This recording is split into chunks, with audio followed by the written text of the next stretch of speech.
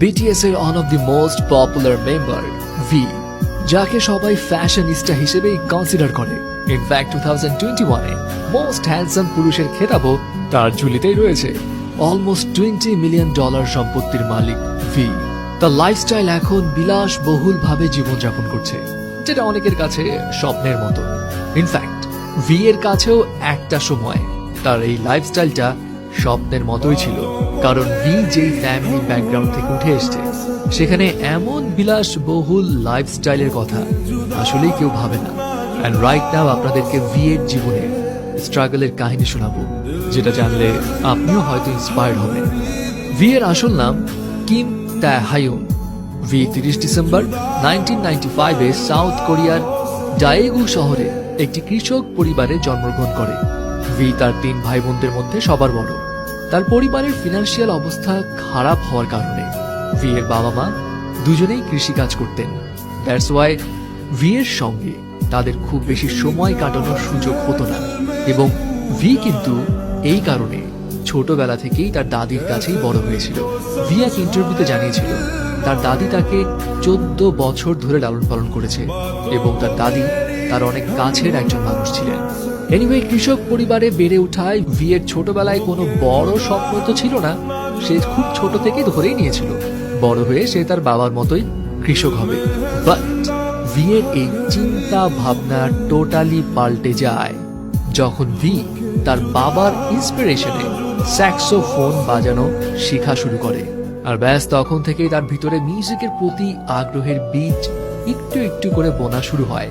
কিন্তু এখানে একটা কথা আছে, ভি তার বাবার ইন্সপিরেশনে মিউজিকে হাতে খড়ি পেলেও তার বাবা মায়ের কড়া ইনস্ট্রাকশন ছিল মিউজিক নিয়ে ক্যারিয়ার পার্সু করা যাবে না। তবে ভি যখন ক্লাস 9 এ পড়ে তখন তার লাইফে আসলো আনপ্রেডিক্টেবল একটা টার্নিং পয়েন্ট। ভি যখন 9th গ্রেডে তখন সে তার বন্ধুকে সঙ্গ দেওয়ার জন্য biggest talent agency Big Hit এন্টারটেইনমেন্টের অডিশনে গিয়েছিল।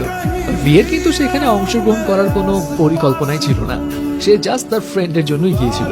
কিন্তু হঠাৎ করে বিগ হিট এন্টারটেইনমেন্টের একজন সদস্য ভি কে ওই শোতে পার্টিসিপেট করতে বলে। ভি অংশগ্রহণও করে।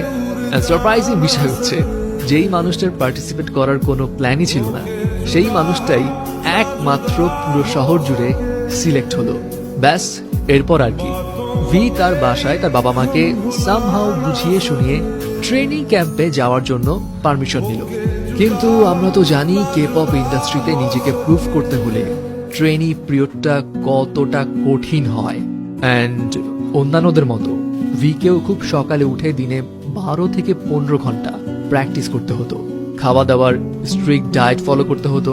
ফ্যামিলির সঙ্গে যোগাযোগও ছিল লিমিটেড, এবং ট্রেনিং এর এই কঠিন পরিস্থিতি দেখে ভি এক পর্যায়ে ডিসাইড করে নিয়েছিল সে গিভ আপ করে ফেলবে।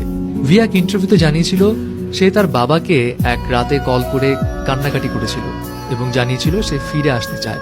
তার বাবা তখন ভিকে একটা কথাই বলেছিল, ফিরে আসতে চাইলে আসতে পারো, এখানে তোমার জন্য আরো অনেক সহজ কাজ আছে। ভি জানায় তার বাবার ওই কথাটাতে সে কিছুটা ইম্বারেস ফিল করেছিল। এন্ড এরপর সে ডিসিশন নিল যত কষ্টই হোক সে যেই টার্গেট নিয়েছে সেটার শেষ পর্যন্ত দেখেই ছাড়বে। আর 3 বছর কঠোর পরিশ্রমের পর ফল পেল ভি। 2013 সালে ভি বিটিএস ব্যান্ডে ডেবু করে। আর এখন তো আমরা সবাই জানি এই কৃষকের ছেলে কোন লেভেলে পৌঁছে গেছে। সো ভিউয়ার্স, বিটিএস এর মেম্বার ভি এর এই জীবন কাহিনী আপনার কাছে কেমন লাগলো, এবং এটা যদি সামহাউ